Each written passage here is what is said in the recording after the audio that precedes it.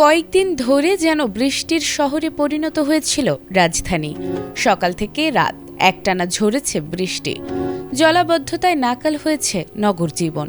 তবে মঙ্গলবার সকালে বদলে গেছে সেই চেনা দৃশ্য। মেঘের আড়াল সরিয়ে হঠাৎই উকি দিয়েছে সূর্য। কিন্তু এই রোদের হাসি কি স্বস্তির বার্তা, নাকি নতুন অস্বস্তির শুরু?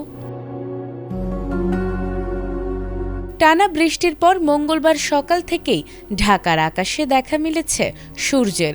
এতে দিনের বেলায় আগের তুলনায় তাপমাত্রা কিছুটা বাড়তে পারে, ফলে গরমের অনুভূতিও বাড়বে বলে জানিয়েছে আবহাওয়া অধিদপ্তর। সকাল 7টা থেকে পরবর্তী 24 ঘন্টার পূর্বাভাসে বলা হয়েছে, আকাশ আংশিক মেঘলা থেকে অস্থায়ীভাবে মেঘাচ্ছন্ন থাকতে পারে। কোথাও কোথাও বৃষ্টি বা বজ্রবৃষ্টির সম্ভাবনাও রয়েছে। এ সময় দক্ষিণ বা দক্ষিণ পূর্ব দিক থেকে ঘন্টায় 10 থেকে 15 কিলোমিটার বেগে বাতাস বইতে পারে। এছাড়াও আবহাওয়া অফিসের তথ্য অনুযায়ী মঙ্গলবার সকাল 6টায় ঢাকার তাপমাত্রা ছিল 27.2 ডিগ্রি সেলসিয়াস। বাতাসে আর্দ্রতা ছিল 96%। গত 24 ঘন্টায় রাজধানীতে 40 মিলিমিটার বৃষ্টিপাত রেকর্ড করা হয়েছে।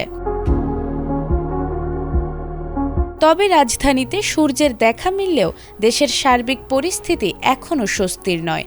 টানা বৃষ্টি ও পাহাড়ি ঢলে দেশের বিভিন্ন অঞ্চলে বন্যা পরিস্থিতি উদ্বেগজনক হয়ে উঠেছে। অনেক এলাকায় ঘরবাড়ি, সড়ক ও ফসলি জমি পানির নিচে তলিয়ে গেছে। লাখো মানুষ মানবিক সংকটে দিন কাটাচ্ছেন। আশ্রয় কেন্দ্রে বাড়ছে ভিড়।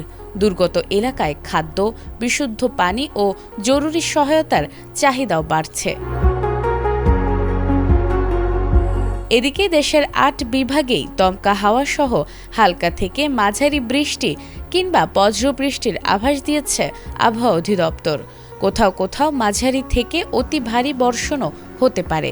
তাই রাজধানীতে রোদের দেখা মিললেও এখনই স্বস্তির সুযোগ নেই, কারণ দেশের অনেক মানুষের কাছে বৃষ্টির প্রতিটি ফোঁটাই এখন নতুন দুশ্চিন্তার নাম। নাজমুন নাহার জান্নাত, এটিএন বাংলা।